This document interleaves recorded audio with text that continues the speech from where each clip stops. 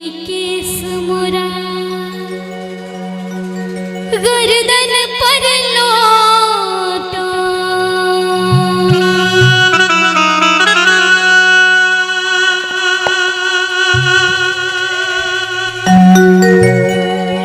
ओ नामी नामी केस मोरा गर्दन पर लौटा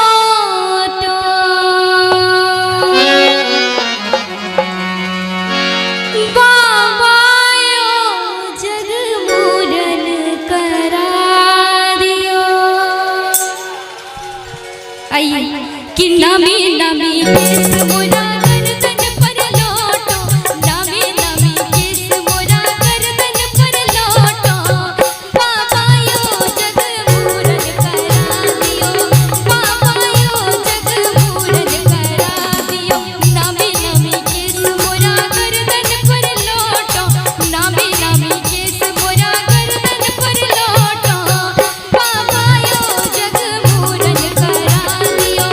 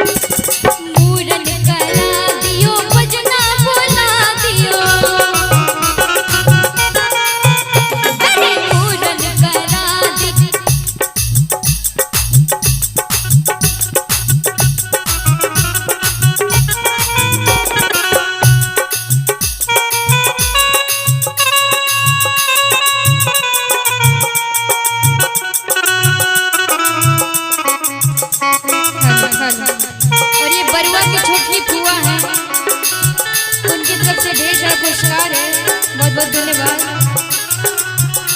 एक मिनट,